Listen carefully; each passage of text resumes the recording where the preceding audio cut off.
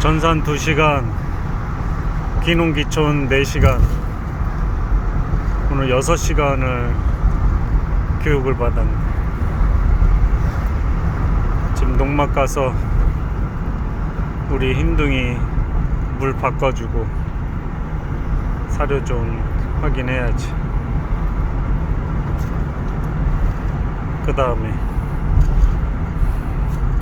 3,700만원 매출액이 그 이상이 발생했을 때는 직불금도 받을 수 없고, 나중에 그 주변에 농사를 짓기 위해서 뭔가를 살 때도 혜택은 못 받는다. 그런데 논을 살 때에는 경영체 등록이 되어 있어야 한다. 경영체 등록은 뭐 자기 아버지 땅이 있다면 20-30년 장기 임대 계약을 맺으면 경영체 등록은 만들 수 있는데, 실제로 대신에 농사를 지어야 된다는 거. 안 그러면 벌금 2-3천만 원 두들겨 맞고 4-5년 또 그 혜택 못 받는 식으로, 직불금 아예 못 받는 식으로 가고, 벌금이 한 번에 5천만 원 이렇게 써 있고 이쪽에는 2천만 원 써 있는데 3천인지 2천인지는 다 자기 말 교육시키는 분도 하여간 자기 말을 다 믿지는 말래. 참조를 하래. 그 세 감면 얘기할 때 아까 5억 뭐 와이프한테 남편이 죽군 줄 와이프한테 이전할 때 얼마까지 감면을 받냐? 6억. 근데 내가 그 강의 다 끝나고 나서 담당자님한테 말씀드렸지. 거기다 접목을 붙이셔가지고 10억 이하였을 땐 증여가 났고, 10억 이상이었을 때가 증여가 났고, 10억 이하는 상속이 났다는 정보 좀 주고, 불효자는 6억을 아꼈는데 5억을, 효자는 6억을 날린 이야기도 좀 해주세요. 어떻게? 아니, 자기 아버지 돌아가셨으니까 어머니 다 가지세요. 어머니한테 다 준 효자는 10억을, 나중에 어머니 돌아가시고 나서 지한테 10억 왔을 때는 6억을 감면을 못 받는데, 불효자는 나 어머니 나도 주세요. 어머니 나도 절반은 가져야 되겠다. 5억 갖고 자식한테 5억을 줘버렸어. 그럴 때는 와이프한테 간 그 5억에 대해서는 세금이 면제됐겠지. 대신에 여기서 조심해야 될 거는 증여세는 묻는다는 거지. 증여세. 그 얘기도 안 해주시더라고. 증여세는 5%. 근데 자식한테 가면 10%인데 10억 이하는, 그 이상은 20%, 30%, 많게는 50%까지 올라간다고. 하여간 그 상속세에 대해서 얘기할 때 그런 이야기가 있습니다. 그 다음에 경영체 등록을 했을 때 이제 3년 이내에 땅을 샀는데 취득세를 갖다 감면을 못 받다가 자기가 농사를 졌을 땐 3년 이내에 그 취득세 그 1-20% 빨아먹은 그 상황 뜯긴 금액에서 다시 50%로 회수할 수 있다라는 거. 그 다음에 또 군대를 갔다 오거나 어디 잠깐 몸이 아팠을 때는 그거를 농사를 못 짓는데, 땅을 샀을 때는 2년 동안은 뭐가 됐든 지가 작용을 해야 된다는 거. 2년 지나고 나서는 몸이 아프면 몸이 아픈 대로 이 나라에 이거를 세를 줄 수 있다는 거. 그럼 지가 지은 그거는 띄엄띄엄 1년이면 1년, 3년이면 3년 띄엄띄엄해서 8년이 누계가 잡혔다. 그럼 나중에 팔을 때는 양도소득세를 감면받을 수 있다는 거. 취득세, 그러니까 누구한테 팔을 때 양도세 왕창 때려버리는데 그 8년 이상 경작한 거에 대해서 감면받을 수 있다라는 거를 참조하래. 그리고서 국민연금이나 이제 그 농가주택 거기를 무슨 농산물을 생산해서 가공공장을 만들었을 땐 그건 또 대지로 바뀐다네. 그거를 또 3년에 한 번씩 이렇게 재건축을 하래. 그 영수증은 잘 모아놓으래. 나중에 보상받고 쫓겨날 때는 그 돈을 갖다가 감면받을 수 있다는 거지. 이전 전에 상속하기 전에 그 영수증들 다 갖고 있으라는 거지. 그게 어떻게 보면은 절약할 수 있다는 거지, 세수를.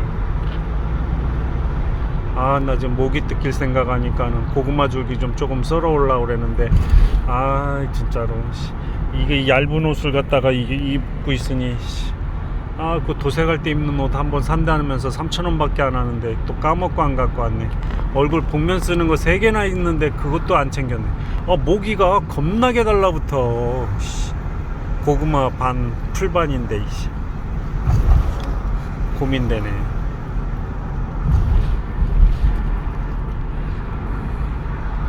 삼천포로 빠졌다 얘기하다 말고.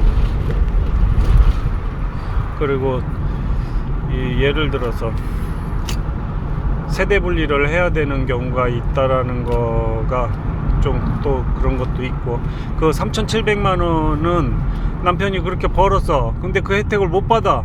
그러면 그 와이프하고 같이 그걸 등록해 버려 가지고 월급을 분산을 시켜 버릴 수 있다는 거, 매출액을. 그 3,700을 이상을 못 벌어야 그 혜택들을 다 받을 수 있다는 거. 그 다음에 그 집불금도, 나도 매출액이 있어 집불금은 아예 빼버렸지. 당연히 빼야지. 만에 하나 내가 농사를 안 짓고 딴 사람한테 줬다, 그거 누군가가 신고해버렸다, 두들겨 맞는 거야. 1000단위로 2천만 원이야 3천만 원이야. 처음에 3천이라고 얘기했더니 두 번째는 거기에는 2천만 원에 써있더라고. 그래서 다 믿으면 안 된다는 말이 참조만 하세요. 참조만. 그 다음에 또 뭐가 있지? 농지부 대장, 농지부 대장, 농지부 대장, 농지부 대장, 농지부 원부로 바뀌었어. 근데 농지부 대장은 과거에 농사를 짓고 있던 사람들이 다 신고를 안 하고 산다는 거지. 나중에 그 사람이 8년 이상을 지었다라는 걸 인정받으려면 농지부 원부는 그래서 읍사무소에서 갖고 있는 거래. 그 사람들을 위해서.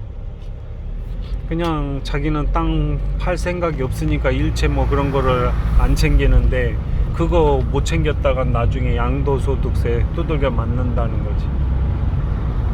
농지부 원부가 농지부 대장에서 농지부 원부로 바뀌었다는 거. 농지부 헷갈린다. 농지부 원부가 농지부 대장으로 바뀌었다는 거. 이랬든 저랬든 22년도에 바뀌어가지고, 결론은 중요한 거는 상속을 받든 뭐를 받든 농사 3년만 잘 지으면 기존에 냈던 세금도 회수할 수 있다는 거. 50%.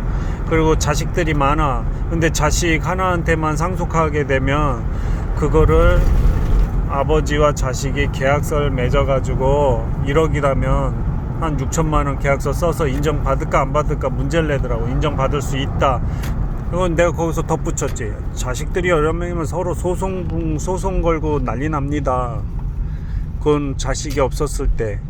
그리고 또 그렇게 해서 하면 나라에서 정한 공식 금액이 있다는 거지. 너무 터무니없이 1억을 6천만 원이라고 계약서를 썼으니까 거기에서 나라에서 정한 건 8천 내지는 9천이면 그거에 대한 양도소득세만 내면 된다는 거지. 그게 더 세액을 감면할 수 있다는 거지. 자동차하고 똑같네요. 그러면 이렇게 내가 얘기를 했는데, 자동차도 마찬가지야. 옛날에는 20년 전에는 나의 사례를 낼게. 2.5톤 탑차 전장품 차를 내가 통째로 사버렸거든. 근데 그 금액을 그대로 쓰면 안 되거든. 40만 원 쓰잖아. 그럼 그거에 대한 찔끔 나는데, 지금은 이제 전산망이 잘 깔려 있어서 그 차의 연식에 대한 게 600이다 그러면 600이면 6이 10이 한 120만 원 내야 돼. 지금 같으면. 결론은 카라반을 갖다가 하나를 샀어. 근데 그 카라반에다 금액을 500만 원 주고 샀다고 그래버리잖아. 한 50만 원 내야 돼, 아이가. 예를 들어서 금액을 안 쓰잖아. 그럼 걔네는 너무 큰 금액으로 써져 있잖아, 매매 계약서에. 그럼 그걸로 그냥 과세를 때려버려, 걔는. 그런데 너무 터무니없는 금액으로 작성해 놓거나 금액을 안 쓰잖아. 그러면은 어떻게 하게 그 공시 시가 금액이 있어. 그럼 그 금액에 준해서 내는 거지. 100만 원으로 카라반이 거의 4,500만 원 이상짜리는 나라에서 정한 거는 100만 원으로 잡혀 있어. 그럼 그 20만 원만 내면 돼. 뭐 500만 원이고. 2, 5, 10, 100만 원. 5만 원. 5만 원에 100. 그럼 5, 5, 25, 25만 원 낼 뻔한 거지. 그거를 갖다 500만 원 그대로 신고해 버렸으면은 결론은 그것도 고소리인 것 같아. FM대로 산 금액을 그대로 미기면 세금을 다 내야 되는데 조금 다운 계약서를 쓰면은 요따구로 깎을 수가 있다는 거지. 그리고 또 요게 꿀팁. 아버지하고 자식한테 파는데 거기서 가족증명서를 띄어가는 게 좋을까요? 안 좋을까요? 이 말을 하더라. 세무서에선 그것까지 못 챙긴다는 거지. 왜 누워서 침 뱉기를 하냐 이거지. 그거는 그렇더라. 참나. 세무사도 여러 군데 알아봐야지. 요 세무서는 또 요걸 모르고 저 세무서는 또 저걸 몰라요. 그래서 진짜로 FM인 사람은 세무서에서 제대로 계약서를 못 써주면은 바가지 더 엄청 그냥 물어야 되거든. 그래서 그 대기업이나 돈 있는 사람은 녹음을 한다는 거야. 그냥 이쪽하고 이쪽도 물어본다는 거야. 지를 보호하려고. 아유 진짜 세무사도 잘못 계산하면은 손망실 맞겠더라고. 그것도 이쪽에 대해 특화된 사람이 있고 저쪽에 대해서 특화된 사람이 있고. 세무사를 어디 가서 자문을 갈 때 나는 이런 상황에 이런 식으로 질문을 하러 갈 겁니다 라고 얘기를 해줘야 그 사람도 그거에 대해서 공부를 하고 있다가 딱 면접해서 정보를 주지. 뚝딱 도착해 가지고 나 감기 걸렸는데 뭐 걸렸는지 알아 맞춰봐 뭐 이런 식으로 갔다가 지 알고 있는 것만 알려주고 숨기고 싶은 건 다 얘기 안 한다는 거지. 그러면 또 그것도 아주 세금이 좀 골 때리게 맞는데. 그 또 누구더라. 다른 그 요 얘기도 꼬집더라. 다른 나라 야구 선수만 해도 그래. 야구 선수. 농막 위치를 알려주면 안 되니까 내리자.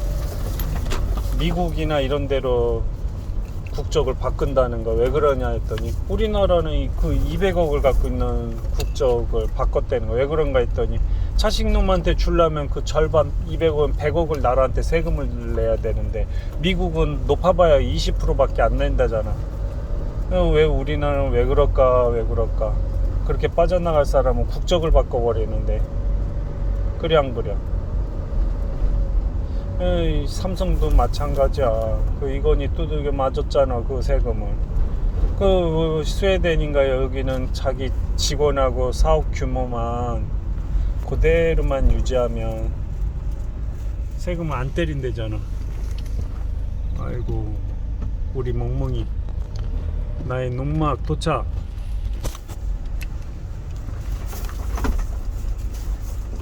참 기가 막힌 거지. 절반 이상을 팔면 그 기아 서비스 기아 있잖아. 거기 스매끼리도 그렇고 자식한테 그대로 상속했다가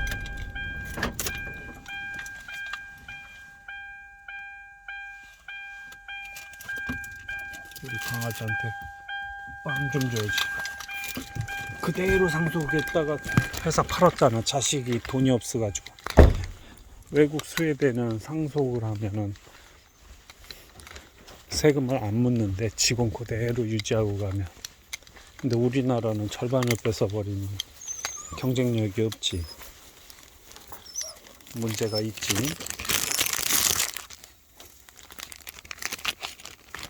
이쪽으로 와, 저쪽으로.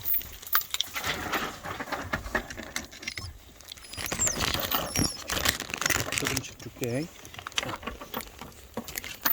여기서 먹어. 물 좀 틀어주고.